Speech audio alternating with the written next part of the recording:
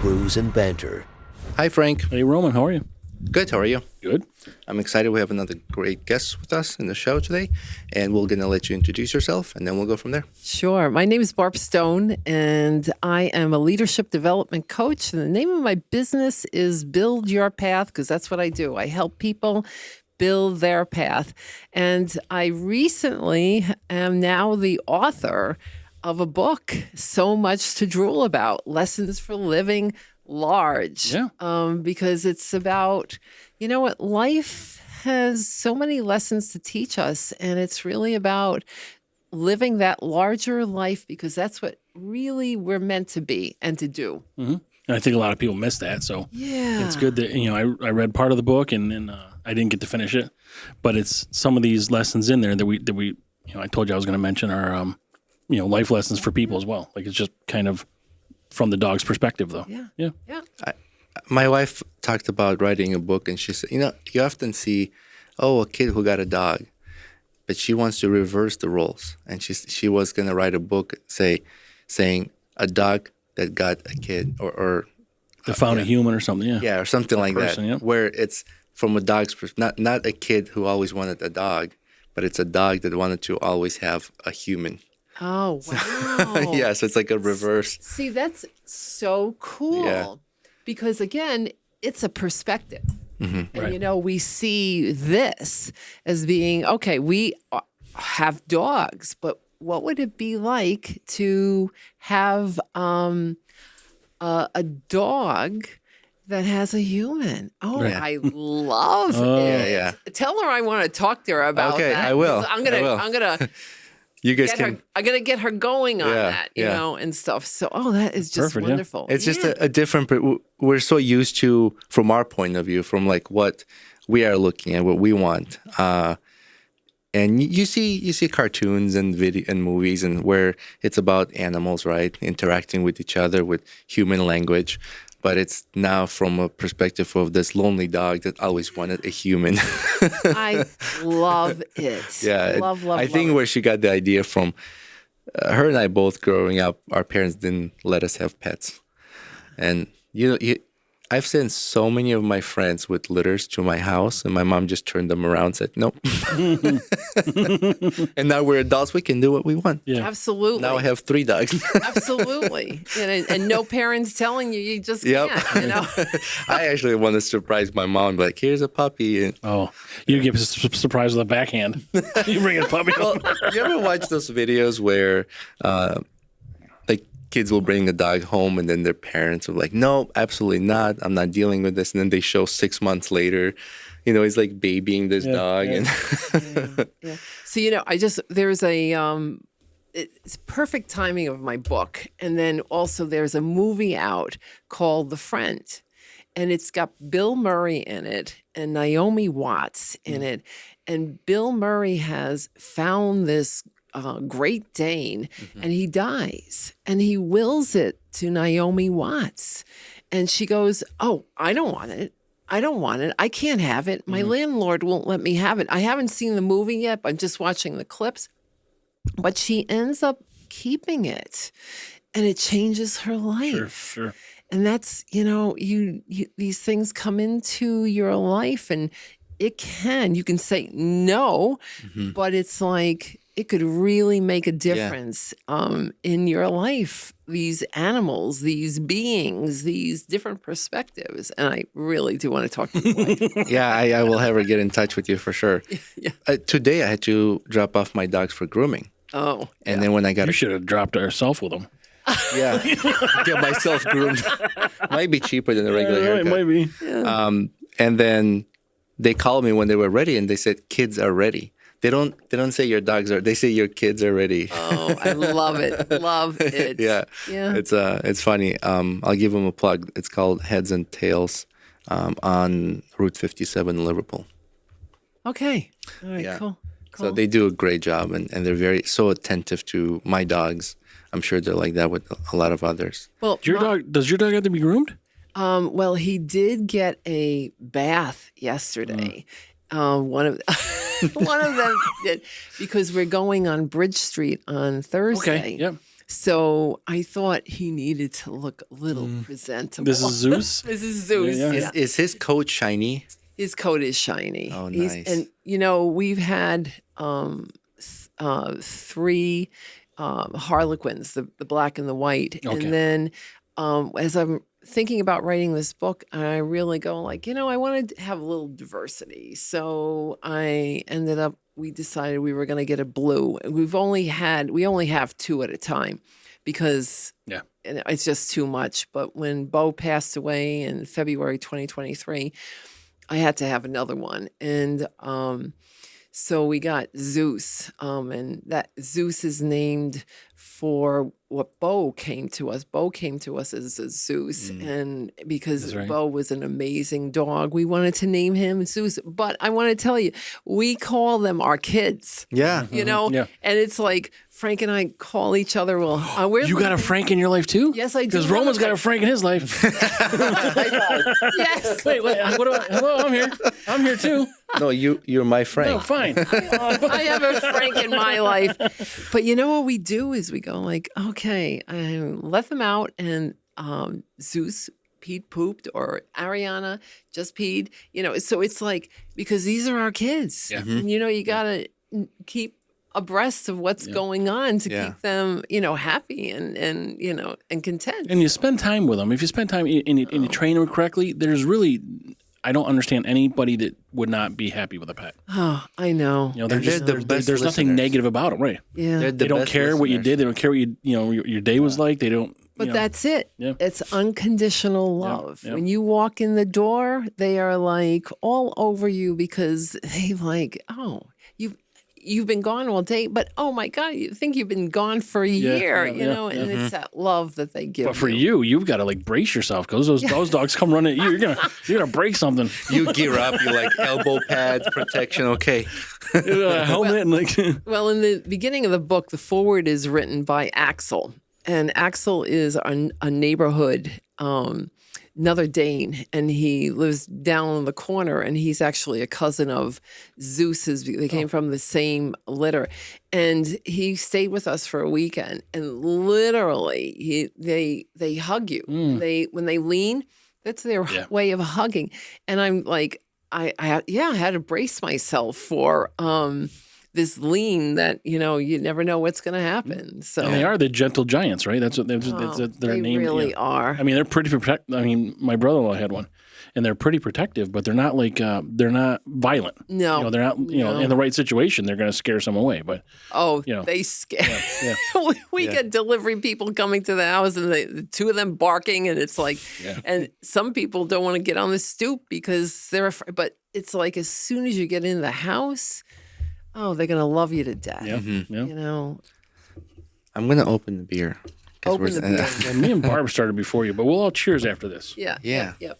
And then we'll get into some more about what your history is, how your career kind of started, and then we'll go from there. But you probably want I need the first sip first, and then we'll take a really quick ad break. Well, we got to cheers first. you guys, go ahead. Everything else is done without me. Well, you just met Barb, and I was late. Me and Barb are old friends. We met like 20 minutes ago. I made an oopsie today. That's Cheers. okay. Cheers. Thank you for being here. No, thank you. Oh, that's a Bach. Oh, that feels so good. Good. We'll take a really quick ad break, and we'll be right back. Are you hiring? With ZipRecruiter, you can post your jobs to 100-plus job sites with just one click. Then, their powerful technology efficiently matches the right people to your job, better than anyone else. That's why ZipRecruiter is different. Unlike other job sites, ZipRecruiter does not depend on candidates finding you. It finds them. In fact, over 80% of the jobs posted on ZipRecruiter get a qualified candidate in just 24 hours. No juggling emails or calls to your office. Simply screen, rate, and manage candidates all in one place with ZipRecruiter. Easy-to-use dashboard. Find out today with ZipRecruiter has been used by businesses of all sizes. It finds the most qualified job candidates with immediate results. And right now, our listeners can post jobs on ZipRecruiter for free. That's right, free. Just go to ZipRecruiter.com/podcast. That's ziprecruiter.com/podcast. And one more time, for people across the pond, go to ziprecruiter.com/podcast. All right, we're back. Sorry about that. Quick break. And we were going to talk about how you got into this bar.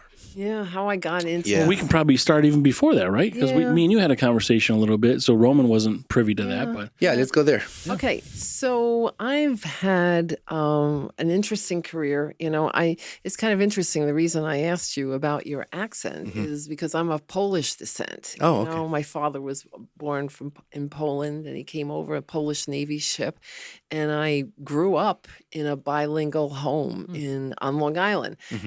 And so I didn't necessarily have a traditional, upbringing, and not that anything is really traditional anymore. But anyhow, I wound up here in Syracuse area, and I just started. Actually, I trained horses and taught people to ride horses, horseback riding, and wound up here and decided, well, I needed to go back to school. So I found a full-time job, went to school, going part-time, got married, fast forward, got my MBA, and decided I was going to go into manufacturing.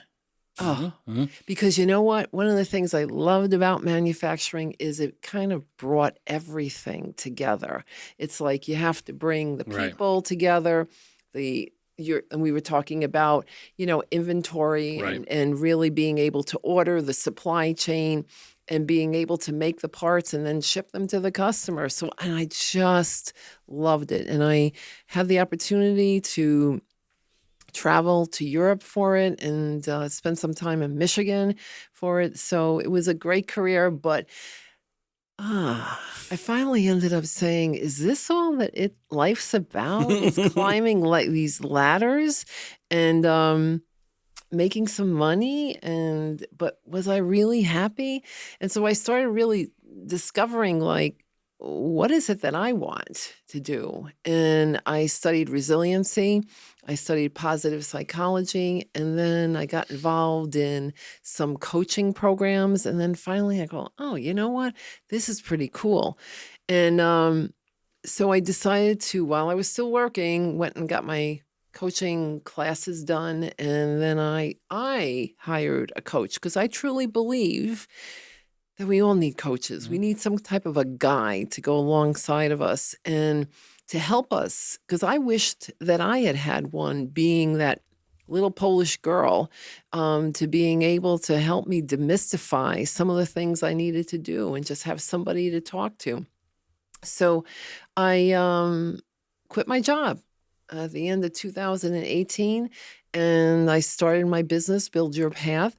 And I was also going through my certification program because I really wanted to get the credentials to be able to help people. It wasn't like, I need to call. And I do have a lot of acronyms after my name, but it was, I wanted to do it because I wanted to help people and giving them the tools.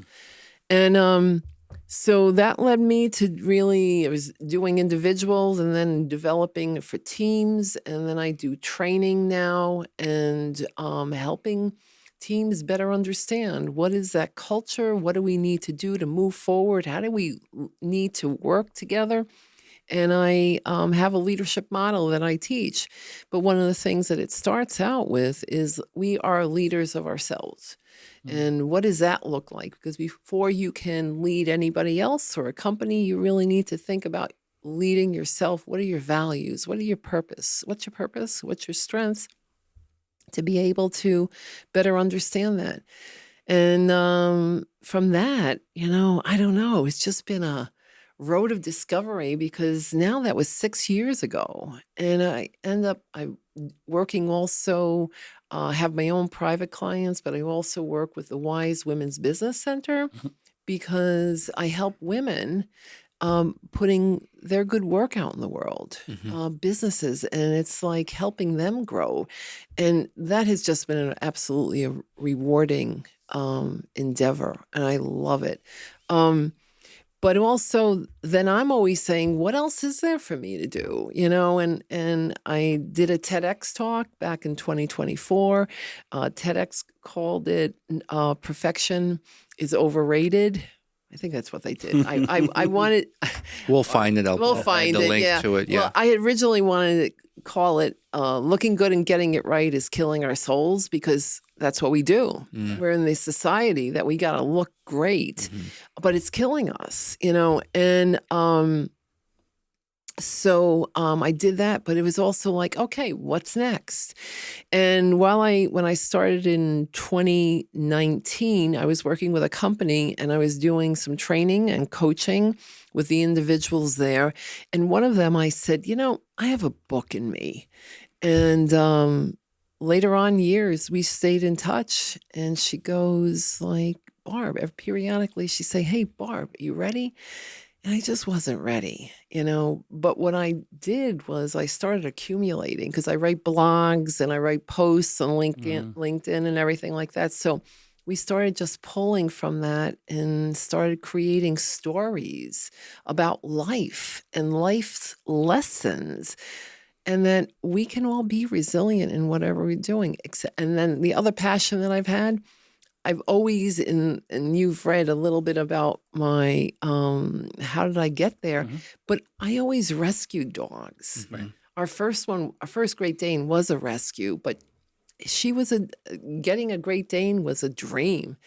And so here it is, years later. I'm on my fourth one and loving it. And so I wanted to combine two passions, being able to help people and also seeing it through the eyes of my Great Danes and Danes drool. Well, it's interesting you bring all this stuff up because, you've really been pretty successful in your career, or you've at least found success.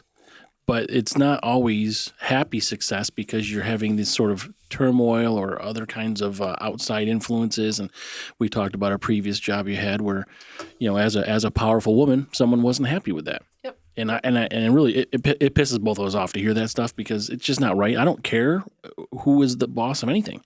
The right person for the job is the right person for the job. But it's just it's really discouraging. That's still something we have to deal with. And not personally me because I'm not a female, but for us to hear that from you, it's we've talked to some other people on here that have gone through the same thing, females, and I'm like, it's just I don't know that we've talked to a female that hasn't had some sort of sexism sort of thing, and I'm like, I don't get it. Today's time too. Who cares? It's sad that we still have that. Yeah. It is, But you know what? I just want to pick up on something you said about, I've had a lot of successes. But, one of the things that I really had to say, and this is one of the things I want the audience to think about, what comes first, success or happiness? Right. And we all think we got to get to that thing that's going to make us successful. Well, you know what? It's really about being happy. Right. And then if you can be happy and find that thing you want to do, it's like then you're going to be successful. And you can do both, but you as an individual got to find out what that exactly. what that level is. Yeah.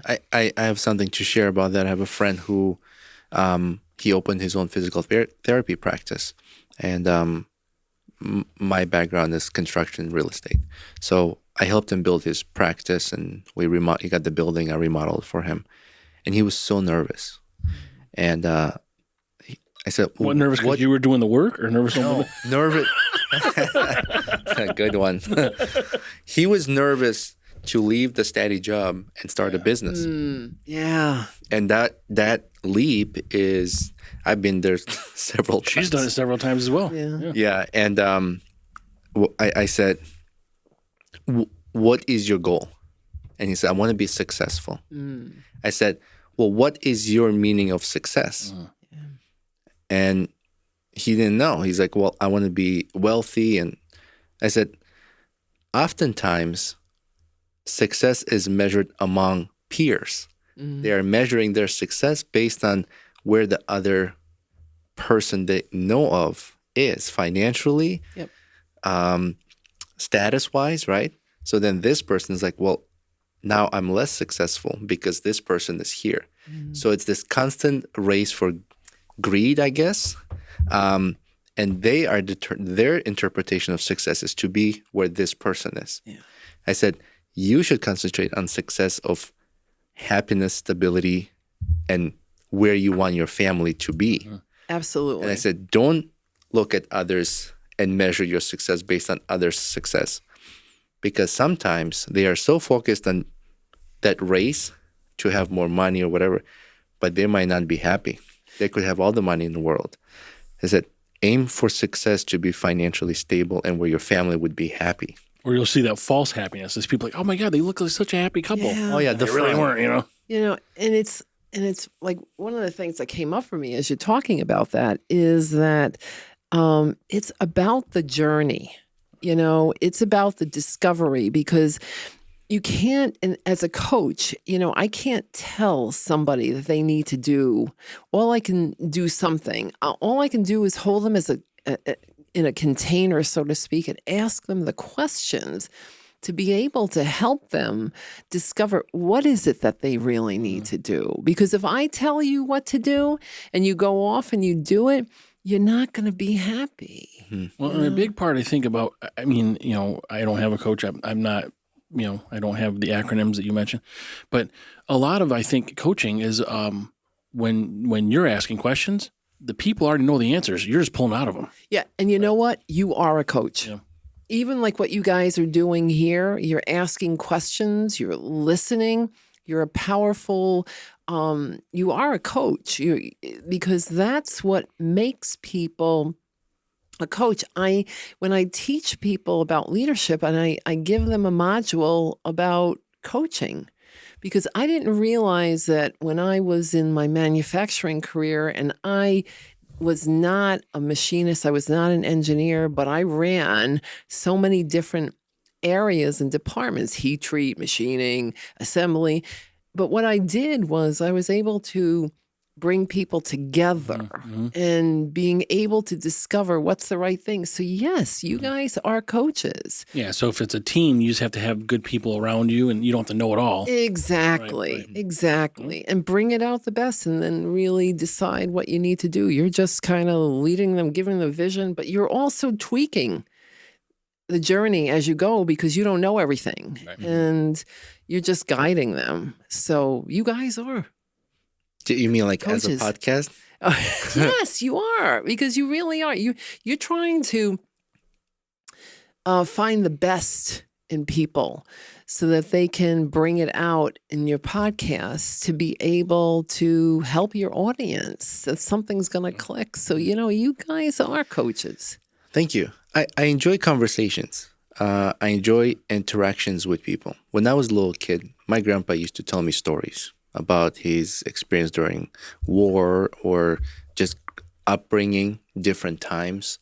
And I remember I drove from Boston to Florida with my grandmother. And she would tell me stories, and I wished I had a recorder at the time. Yes. And just to hear these stories, it always fascinated me. Always brought me to deeper thoughts. Mm-hmm. And I think when we have, and my wife always asks, she's like, what do you guys talk about on the podcast? Like, how do you spend an hour and a half or 2 hours? I think our wives just choose not to listen by choice. She's like, what do you guys talk about? I said, well, you need to be curious. You need to have curiosity. Yes. And I think I have enough curiosity because when you talked about horseback riding, teaching, like I want to ask all these questions because I'm curious. It's interesting to me. I think it takes a person to have interest and curiosity in order to carry a conversation. Yeah. I think maybe I'm wrong, but I feel like I can be put in any crowd and I'll find a person to discuss, talk about things, just have a conversation. Mm-hmm. And when we have guests here and we have conversations and we talk to them, to a degree, I become like attached. I'm like, oh, I love that I know this about this person. Like next time I'll see them, I'm like, oh, hey, how are you? Like we'll see each other in public or whatever. There's a little bit of attachment because we sometimes open up. Sometimes I'll be in tears or a guest has something emotional to talk about. And it takes a special place for them to feel comfortable enough to get to that stage and to open and say those things to us.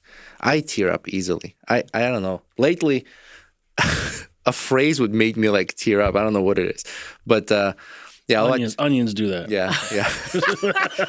Stop carrying that onion in your pocket. Yeah, I'll watch like every time I will watch a movie. There's a sensitive moment.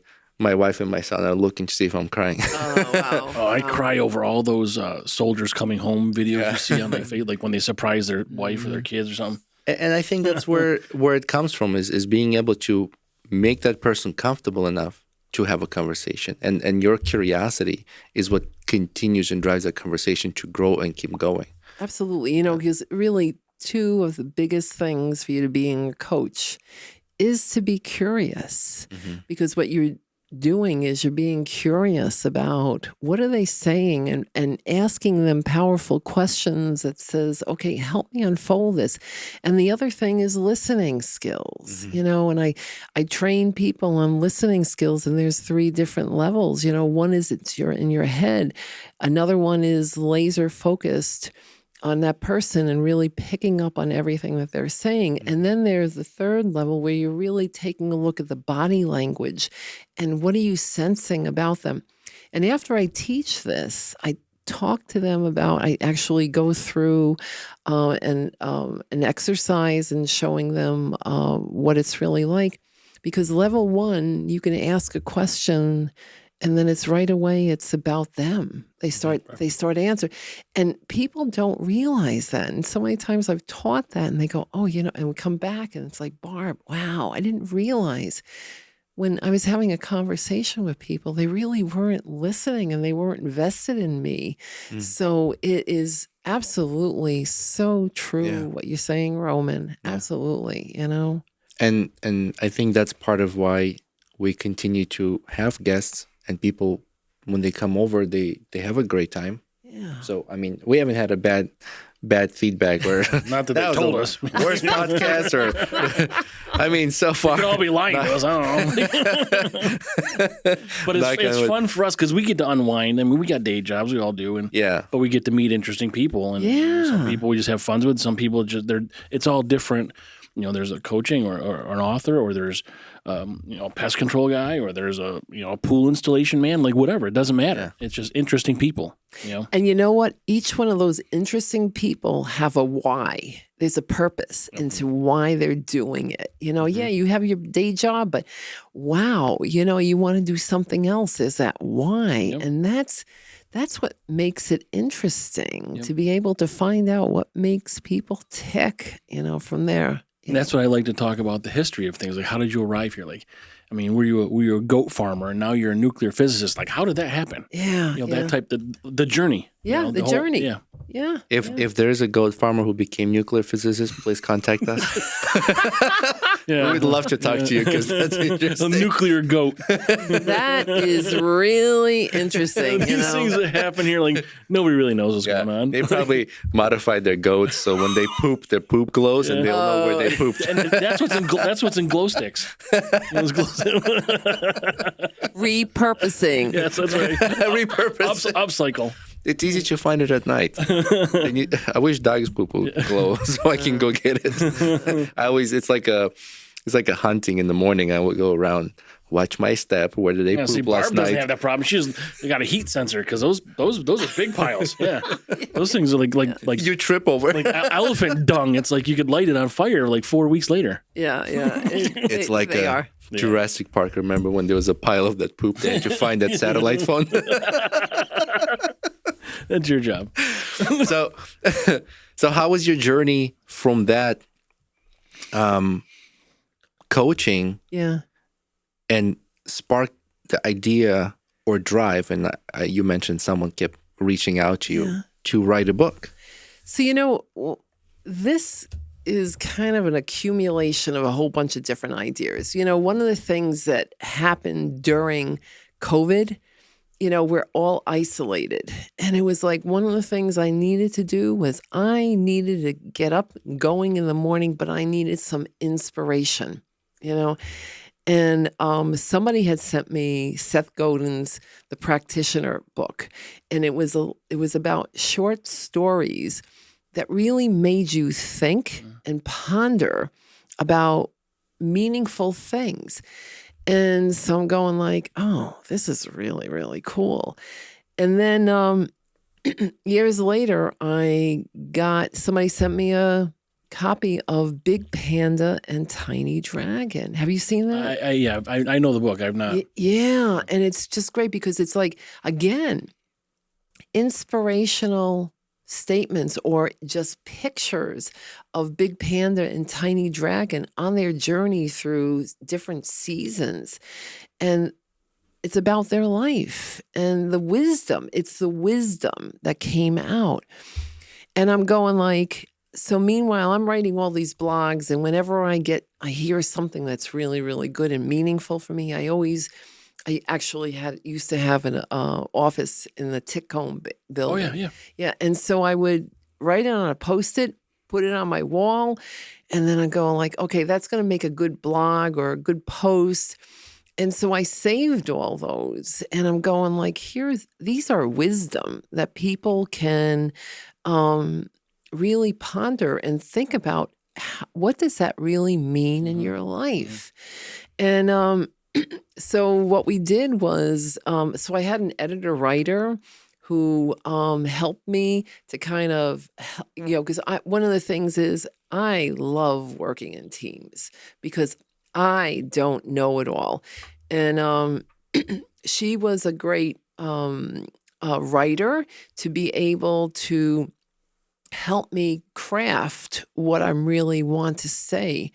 And so we bantered back and forth on how this is going to look and what we wanted to do. And initially we were starting to take all the stories we had and started putting them in the life of the Great Dane, starting from a pup to aging. And, then we just started creating stories, but we made wisdom statements at the end. And so come probably, looking at it, we finally got the concept together in the beginning of 2024 of what this thing was going to look like. And now we started mapping out all the different stories, and again, in the chronological life of a Great Dane, but it didn't make sense to me. So we pulled everything off the walls, and I said, you know what, let's do this, because each person and each dog has a personality that's going to have different stories that are going to be really meaningful to them. So we pulled it off, and then we put them back on the wall, and we created this book. And then I found an illustrator who, because I had the picture of Big Panda and Tiny Dragon, and I'm going, this is what I want. I want to be able to have somebody capture the essence of what these Danes are going through. And it just started coming together, and it was just an amazing, amazing experience. And I want to do more. We have more stories to put together.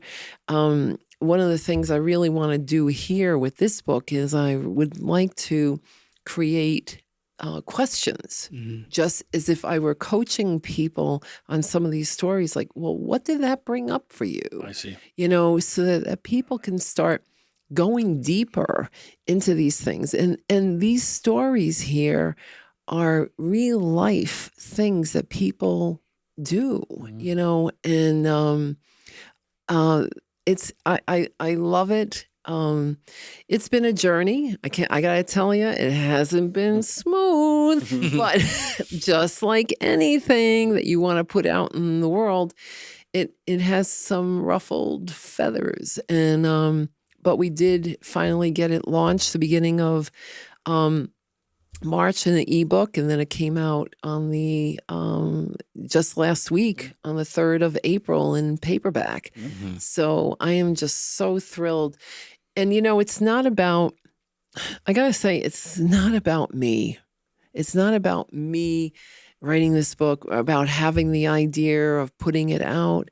It's about getting the message of these Great Danes and the life that we can choose and the lessons that we can learn to be able to make a difference in our lives and also in the lives of people around us. I really want a ripple effect. I'm trying to do, I still do my coaching and everything else, but I really want to get the message out there. So that's why I'm so excited about doing this with you guys. It's because whatever population I'm going to reach, I want to be able to reach that, it is okay. There's a lot of lessons here that you learn. And, one of the things, is that I have this saying that, you can have things happen to you and you can be a victim of it, like, oh, it happened to me.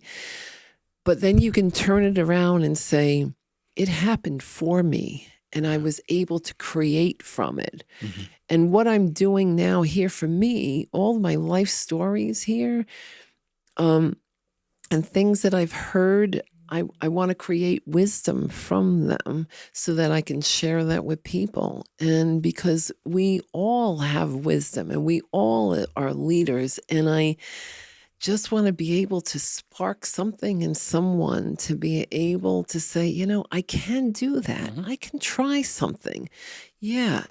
All the different changes that you've been through, all the changes in life and the different things going on in the different countries where you've been, but you're resilient and you learned from that and you didn't get stuck. You kept moving forward. And I truly believe that it is our God-given right to be able to live our best life. And that's really what I want for people. And that's what I want for everyone, to be able to get. And, I believe in coaches. I do. And I'm not selling coaching. I'm just selling that you can find whomever you need. You can find the people around you to be able to step into what is the best thing for you. Yeah. I think great things and accomplishments come from our failures. Yes, absolutely. My son asked me this question once and made me think about it before I responded back to him. He goes, Dad, how did, in such a short period of time, by measuring human existence, not how old the world is, but human existence, in such a short period of time, we went through this leap of using basic gardening tools to flying airplanes. And I said, through a lot of failure. Yeah. Nobody came and said, this is how you build a plane. And from the first try, we had a flying plane. Yeah. It's through a lot of trial and errors and failures and, a lot of consulting, working in groups. And I think that what you've said, maybe misfortunes or sacrifices that we've gone through, it's not a waste if we take something from it and pass it on. Absolutely. Right? Absolutely. But also taking chances. You leave a steady job. Yep. And you've got to be willing to do that to pursue whatever your dream is. Yeah. It's a chance. Yeah. And you know what? We are that experiment. Right. We are that live experiment. And it is our choice to decide that we want to be the best that we can be. And sometimes people just don't realize that they have a choice to be able to move forward. And, a lot of people ask me, how do you get unstuck? I said, move. All right. Move. Yeah. It's like I'm not too sure which way to go. Start. Change, do something different. Yeah. And pivot. Yep. Pivot so that, you can find the right thing. And why Great Danes? So why Great Danes? So I grew up on Long Island. And when I was in junior high, I had a friend of mine, a student friend of mine, who ended up having a Great Dane, and his name was Buckley. And I remember Buckley, when I'd go over there and visit, Buckley would sit on the couch with his front paws on the floor. Yeah. And I'm going like, oh wow, this is cool. And we had umpteen zillion animals. I had a horse. My brother had a monkey. And so, but I never had a Great Dane. And then when I was thinking about getting my MBA and I was traveling for the job I was working, and I sat next to this bigwig who was going away to, or going on an bigwig interview, and we started talking because I said, "Well, I'm thinking about applying for MBA schools," and he says, "Well, let me show you my pride and joy," and he had a portfolio, and he opened it up, and it was this Harlequin Great Dane sitting on Santa's lap, and I knew someday I was going to have that Harlequin Great Dane. And I always rescued animals. I always rescued dogs. They would always find us. And then there was this, in the paper, there was this, I'm always looking at dogs, in the paper. And somebody was looking to give up a 1-year-old Harlequin Great Dane female, supposedly obedience trained. And I'm going like, I told Frank, I said, I got to check this thing out. And I called them, and we were going to, something was going on in the city, and we had friends visiting us, and they, I said, we can't make it today. And they said, well, there's 3 people that already want to come and see her. And I said, okay, well, you know what? I'm going to call you tonight just in case somebody doesn't come. And they didn't come. Perfect. So I went and I met her for the first time on that Monday. And then I said, okay, I'm going to give us a trial run on Thursday. And of course, Frank goes, I knew it was not going to be a trial run. And we just kept her. And she was just, so she was 1 year old. And so I write in, one of the things I write about in the book is about, her first journey, about, because she lived in a crate for the most part for her first year. And it's like, just her dreaming. Yeah, how she got out of it. But you know what? So the story behind this is we don't give ourselves permission to dream anymore. And it's like, what if we were to be able to dream about what we really want? And I want people to dream and be able to think about what else is there, what else is possible. Dream not in the sleep. Dream, you mean like really reach out for ideas. Yeah. What do you want to create? Yeah. What do you want? Yeah. No, I 100% agree with you. You don't hear that anymore. It's all about wake up and survive, right? No. Yeah. But it's dream. And if you can dream, then you can potentially think about walking into it, Well, that's what makes these other things happen. You get to follow your path. You get to make these decisions and take these chances and sort of follow these careers that, and for you in this instance, it's helping others. Yep. And it's like, so I work with a lot of women business leaders now, and they just kind of like, it's almost like, what's the magic pill? And there isn't a magic pill. I mean, we all go through trials and error. And I mean, myself, I was like, I'll never forget. I went to the Women's Business Opportunity Connection, and I'm going like in February of 2019. And I'm going like, there were probably at least a dozen coaches, consultants in the room. And I'm going, who am I to call myself a coach, speaker, trainer?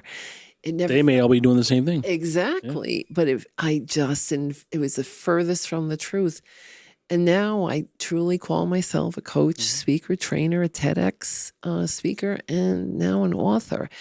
But it wasn't a straight line. It was so much learning and saying and bumping into things, and saying this didn't work. So what else is going to work? And try. But I had that vision of what I wanted to do, and to find a way of doing it. And this is just, for me, this is just another way of doing it. Mm-hmm. And this is the first ripple of a ripple effect you're talking about. Yeah. Are you familiar with a local group called 100 Women Who Care? I'm have not been involved, but I have seen that they're going to be having some events, and that I've said I'm interested in it. Okay. From there. Yeah, my wife's a member. It's basically a group of successful women, and they would be presented with numerous different like businesses or charities, and they all put in. Every member puts in $100, and then all the money is compiled, and out of the 3, 4, whatever businesses or charities presented, they kind of all vote. But oftentimes, what happens? Let's say this business wins, but they'll still contribute individually To the other ones. My wife does that. She's like, I love that one, but I feel like this one also needs some money. And there was one time a farm that raises horses and teaches horseback riding, and they won once. There was another business that was nonprofit who would raise money for diapers to help young mothers who don't have money for diapers. They're expensive. You know, do you have children? I don't know. No, I just have stepchildren. They're just so expensive, constantly changing kids' diaper. And if you're a single mother, it can be tough. So she runs this charity where she helps. I mean, there's just a couple that I remember off the top of my head. Yeah. But I think will be interesting. I'm glad that you're going to attend, and yes, I hope you find... Well, I want to meet your wife anyhow. Yeah. No. Oh, I already made a note of it.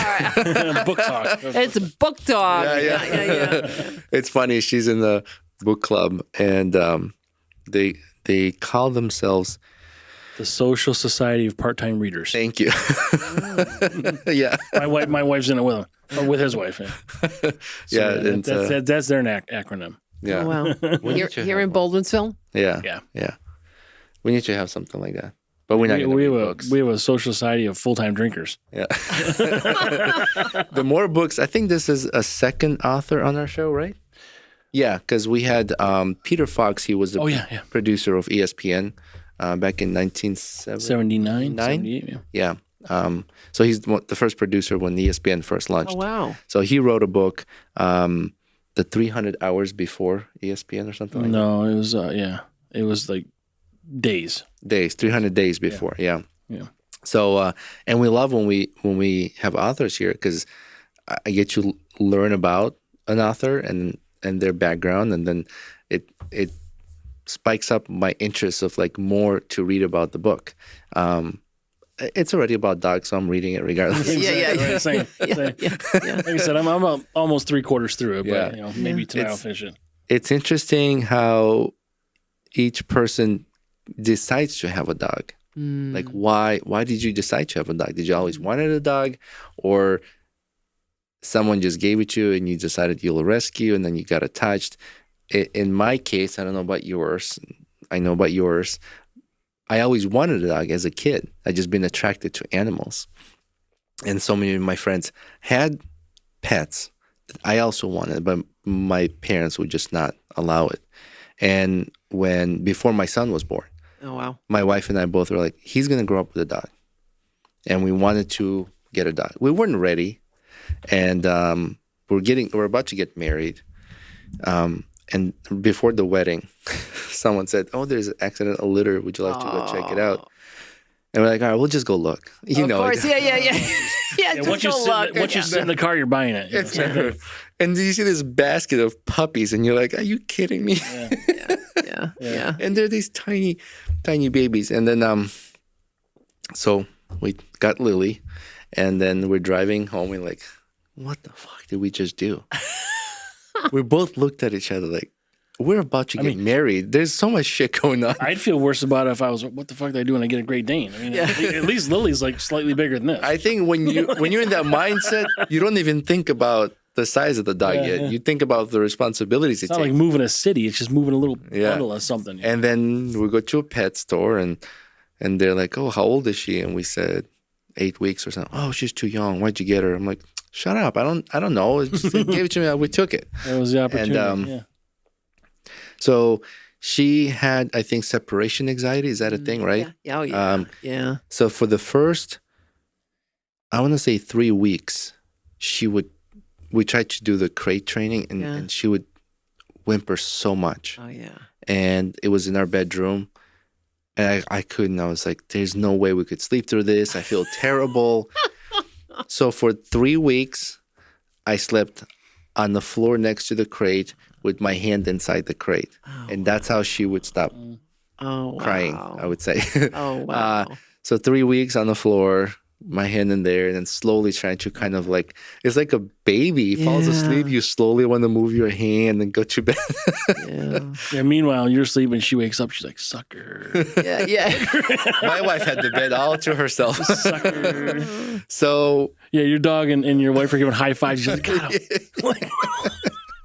but now all our dogs are in bed with us. So we have 3 dogs and 2 humans. But they capture your heart. Yeah. You know? Well, we just like, Lily is 16 years old, and we always want to have more than 1 dog. So we're like, 2 is a good number. But then, so both Lily and Dexter, they're rescues. Tucker, we've been wanting to get a dog so that we have one before Lily passes. Okay, yeah. And that way we're not getting another dog to replace her. Yeah. Tucker is already in our life. Yeah. So it just when we lose her, we lose her. Yeah. We say our goodbye and we have 2 dogs. Yeah. Not to be like, well, that dog was a replacement for the sadness from Lily, right? Yeah. So that's why we have 3 dogs now. Okay. The idea is always to have 2. And of course, if I had money and land, I'd have a bunch. But, we love Great Danes too. Yeah. I was a big fan of boxers. Actually, I read books about raising boxers. Did you really? Yeah. Oh. And then I end up getting Lily Bichon Poodle mix. I was like... She's like, boxer. I was like, it's a dog, different size. I'll just apply that to her. And I think primarily from my experience, dog parent. Yeah. I don't like saying. You are. Yeah. It's consistency is important. And approach. They feel it. They feel your anger. They feel your sadness. They feel your happiness, right? And it's funny, we'll use like deep tone voice, but say something nice and their ears go back, right? They don't know vocabulary, right? But they know the tone. They know the tone of the voice. They do know. No, they learn the words based on repetition and consistency. Then they learn. Yeah. Like we have friends who come over are mind blown that when I say what room they should go in, the dogs go. When I say family room, all the dogs kind of follow each other. But it's consistency and the discipline of really kind of, like I'm the disciplinarian between Frank and I. Frank is like, there's Zeus is tall enough to eat off the counter, and stuff like that. And I'm the disciplinarian. I'm going like, can't do that. We gotta make him lie down and do things. But one of the things a little story as you're talking about that is that I end up talking. I gotta put my glasses on. They're not dogs. They're big beings. I see them as like little humans, and so I love spending time with people, said Zeus, and he does. Mom and Dad think that there is a difference between me and them, but I don't see it. In the language of love, distinctions fade. To a heart full of affection, we're all just big beings sharing life's journey together. That's it. I mean, if you think about the whole picture, a dog is just really like it's a being. Yeah. But they're without our need to pay bills and be this everything that you want to be as an adult and as a human growing up and maturing. Yeah. A dog is that minus all of that. Yeah. They just responsibility. They want to eat. They want to poop. They want to play. They want to sleep, and they want to love. Exactly. Yeah, right. And you walk into the room. They just want to be with you. Yep. I mean, could you imagine life just being like that? That's what we need more of. I joke sometimes, like Lily, or I'll say Tucker. Do you guys want to trade places for like 2 days. I want to have no care. I know why you want to trade places with Tucker. Why? Because he can lick his penis. Oh, yeah. He said, "Oh yeah," he even agreed with me. No, I knew he was going to go there. No, I was even hesitant. I was like, I shouldn't say it, but I know why I thought you wouldn't go there, but Tucker, you want to share peanut butter or something? I don't know. But I find that actually, let me ask you a question. You're the disciplinary, right? Yeah. When you and your husband in the same room, Yes. who do dogs gravitate to, you or him? It depends. Okay. It just really does. There are times that Zeus just kind of like, he just wants love and he'll come to me for love. But as soon as the refrigerator opens up and Frank grabs a piece of bread and butter, then all bets are off, Yeah. And we each have a special relationship with them, and then Aryanna, who's the older one, she's very independent. She's going to be 10 in July, and she is just she's got a fixed brain, and she wants love when she wants it, and she'll let you know. That's just how females are. At least the two female Great Danes that I've had, independent, want love when they want it, and they would just want to be alone and stuff like the boys, Beau and Zeus, they just want to be loved and they want to be with us. I mean, yeah, they're on our bed, because they just want to be part of, and, imagine we have a king size bed, and, every so often, Aryanna, when she was younger, she would get up with Beau, and, I might be able to find a little spot there, but they just want to be part of the family. Mm-hmm. And you want them to be part of the family. Yeah, you want them absolutely. to feel that, Yeah. In the back of the book here, we have pictures of life with mom and dad, because this one here, normal is overrated, and it's we love, because Aryanna likes to drink coffee, and we always love to go to the Red Lion Inn, and they're dog friendly, so we'll bring them. And so we've got a picture of her sitting on this chair with a bistro because she wants to drink coffee. But one of the things, our lives evolve around them. And it's like, there's a picture literally when we go someplace and we're taking them, and Frank's got a big Ford Explorer, between the beds and them and the food and everything else that we need to take for them, there is no room for our stuff, And it's like, okay, I gotta throw some things in the front, but it's because they are our lives, and we really do everything we can to accommodate them and to feel, better. I did buy this vehicle that I'm not going to say what the vehicle is, but when I did, I always drove Volvos, and I wanted to try something different back in 2021. And I had to go to the car dealership to be able to see if I could fit 2 Great Danes in there. Mm-hmm. So you bring them with you? Oh, yeah, I did. Yeah. I did. That's interesting. Normally you go to a dealership and they're like, you can fit 10 bodies in this trunk. Right. You're like, how many Great Danes can I fit? But that's it. It's like, because I needed more of like a soccer mom car, and so it was like, our lives evolve around them, and they are our children. I have stepchildren, but these are my children. Sure. Yeah, my wife thinks I'm ridiculous because Lily's 16 years old. Yeah, and so I carry her up and down the stairs. Yeah, is she even 8 pounds? You think? Or? Yeah, she's like 12. Yeah, and I go, well, maybe if she walks less stairs, she'll live a little bit longer. But that's exercise. Right? I'm the only one she will let anybody to hold like a baby, where she's on her back and her. Oh yeah. If anyone else tries to hold her that way, even my wife, she starts to freak out. She's like, "Why am I on my back? You're not my dad." Yeah. And then, because I'm the disciplinary one, all the dogs always gravitate to my wife. Do they really? Yeah. She's Not like, the way my dog. she goes, honey, I'm also strict with them. I'm like, yeah, but yeah. you don't jump on it right away. You know, like I'm trying to teach him, I'm trying to distinguish when it's okay to bark. Like just because they see another dog, I don't want constant barking, right? Like anything. They could see a leaf flying across the yard because it's windy, they'll start barking at it. Or we have a bunch of rabbits and they'll start barking, or squirrels.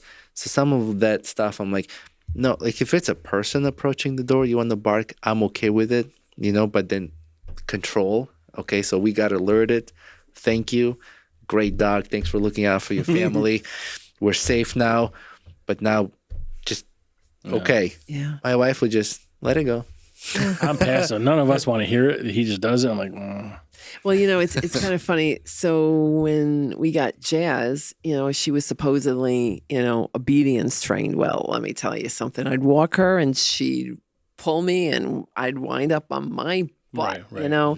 So when we decided we were going to get a puppy and we got Beau, and we got him at 8 weeks old, and I'm going like, I have to get a trainer because I'm not going to walk the two of them and be, you know, pulled. So anyhow, so we got a trainer. He came to the house and I had to kind of retrain Jazz a little bit, although she was stubborn and, you know, not going to, but then I got Aryanna. He came back. So now we're on Zeus and he's trained me. Okay. It's, you know, the trainer it's not really about training the dog. It's about training me to be the alpha, you know? So, but again, I was the one that was involved in all the disciplinary and the training and the walking and everything like that. So I had him come back because now I wanted him to train Frank and also a friend of ours, Al, that was going to be taking care of them when we're gone. you wanted the guy to train your husband? Yes, I did. And Al. And of course, I planned it out that Mitch is going to come. And of course, half the time they didn't show up. So I'm going like, you know, so again, who's a disciplinarian? You know, it's me, you know, and it's okay. But because the trainer trains the human, Right. you know, because, you know, we need to be the alpha dogs because they're pack and they can very easily create that alpha dog within themselves, but we need to be trained. And so I tried to get the disciplinarian to Al and Frank, but it didn't exactly work very well, you know? Yeah. I feel like it's a tough road at the beginning, and I hate to be strict and tough with them. Because after a little while, I let that sink in and then go and give them extra kisses. But I think it's important to establish that because then it's just chaos. Yeah. And you kind of need order for chaos. Well, it's short-term pain for long-term gain. You know, like you really, they're really, they don't forget much. No. You know, so once you learn it up front, it's going to make your life easier in the long run. I thought dogs have short-term memory. You know, that's a good question. Mine does not. You know, but I think they're like conditioned, like Pavlov's dog, you know, they get conditioned to being able to do the same thing. So it's the habits. Yeah, those things towards training, but like if I got mad at them, right, later there's like you come home, I meant they're the like, training. you're home again, yay. Exactly. Yeah. I meant the training piece, not. Oh, like, yeah. Like when you see people they haven't seen them in a long time, they kind of get up to them, they're all sniffing, they don't really know what's going on until they realize it's you and they smell you and then they jump on you. And I have this theory, and let me know if you think this too, but I often look at features of the dog to see if there's any resemblance with owners. You know. Do you feel that way? Oh, yeah. Sometimes, Sometimes it's funny. You'll see these pictures of these people with their dogs, and you're going like, holy moly. You know, they really look. well, you would be Tucker, just like a ton of black hair. I was going to say, I think Tucker and I have some. He's probably got less than you. Dexter. He's probably got less I'll show than you pictures later. But I always, when I see owners with their dogs, I look at some resemblances, you know, like maybe it's the hair, or maybe it's facial hair, or maybe it's how their eyebrows and their eyes are. And the dog is also like, it's funny, but like 90% of the time I can find something.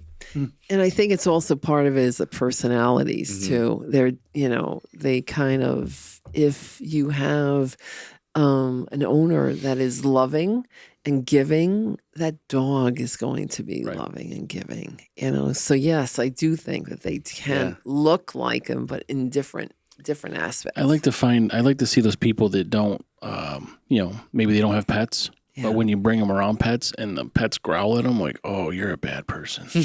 Like if a pet doesn't like you, there might be something wrong with you. I've said that a couple of times, Yeah, you got nefarious purposes going on. I'm going to get a lot of heat for this from you probably. Are you familiar with the movie Legally Blonde? Oh, my God. Yes. You remember how her dog would always growl, or like if the outfit wasn't good, the dog would be like, oof, like I didn't like it. Or if it was a bad person or a guilty person, the dog would like react. Yeah. And it's just, the dog was always right. Absolutely. Because you know what? There's that instinctive gut feeling that just something's not right. And that's what we need to grow more I wonder if they into. can smell like pheromones. I wonder if dogs can like get this type of... I see the resemblance between Finnegan and you. Yeah. Why? Because he's like, legs are like this long. His head is round. Yeah.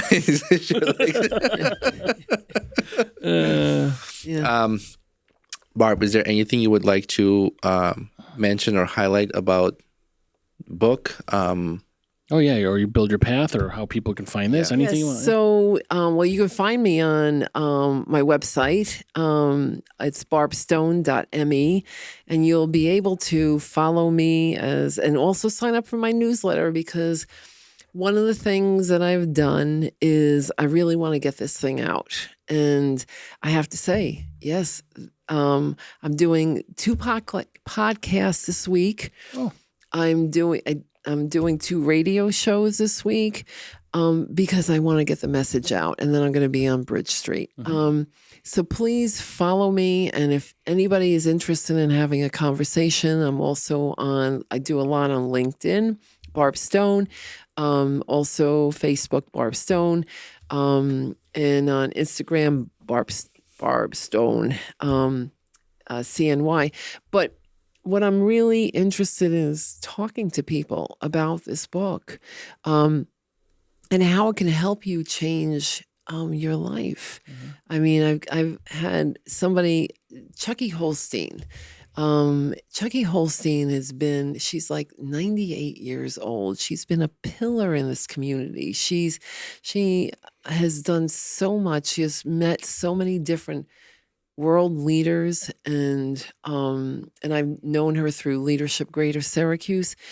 And she called me last night and she says, I finished your book. I got it in paperback. And she says, because I just couldn't read it on Kindle. She goes, oh my God, Barb, I'm amazed by it. And to hear that come from this person that actually in the back of my book, I named like 5 people that have helped me with some of my values in my life. And she's one of them, because she helped me better understand what it's like to give back to community. And I started this business, Build Your Path, to be able to help people on their path. But this is like another business for me now. And you guys are all entrepreneurs, so I want to be able to get out and really start speaking about it to people. I've got a lot of book signings going on because it's important for me about the message, about what dogs do. We've just been talking about this, that instinct understanding, this instinct moving forward, and I use Great Danes because they're big. Right. They walk into the room and you go, whoa. Well, it's like, what if you were to live large in your life? And it's not meaning big as far as, but it's about having a presence and being sure of who you are and really wanting to make an impact in your life and everybody else's around it. That's why, I love this book, and I love the Great Danes and what they represent. Absolutely. Maybe one day we'll have a Great Dane, because I love my wife's where she gets her hair done. She has Great Danes, and they raise them. Oh, do they really? She would have it in the salon. Oh, wow. And what salon is that? I don't know. I know her.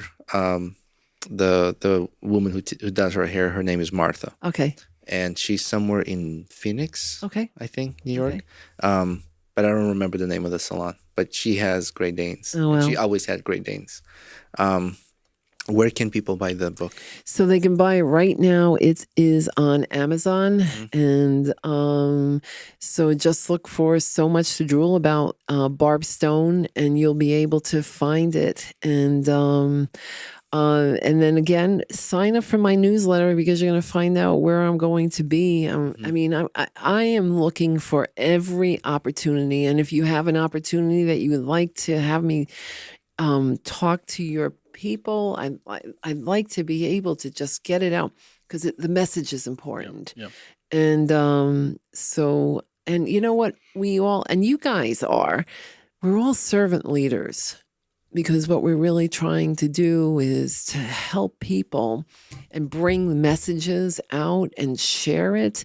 So that's what we are. That's what I am. I really want to be able to. I'm thinking this, how can I get out into schools? There's so much to be able to do to make an impact, because what you guys are doing, you're making an impact in society and in people's lives. And that's what I want to do. That's what I really think the message is all about.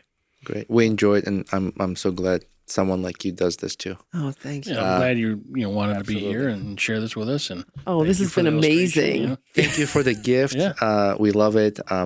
Once we wrap this up, we'll talk about any information you'd like us to share on social media, so that we can kind of spread the word as well, and go that route as well. So we'll wrap it up here. I just want to say thank you to all the listeners. Thank you for all the followers we have. We're still trying to reach 4,000 on Instagram. We're doing that giveaway. Follow us on hoptopnetwork.com. And Barb, again, huge thank you for making time to be here. Thank and you. if our landlord ever allows us to have dogs here, we would love to. Okay. I would love to meet Zeus. It would probably be a 3-hour podcast. We can make it work. He'll sit on your lap, and you put some food on the table, and then he'll just kind of help. We'll teach him bad habits. Yeah, absolutely. All right. Love it. Sounds good. Thank you, everybody. Thank you. Thank you. Bye-bye. Bye.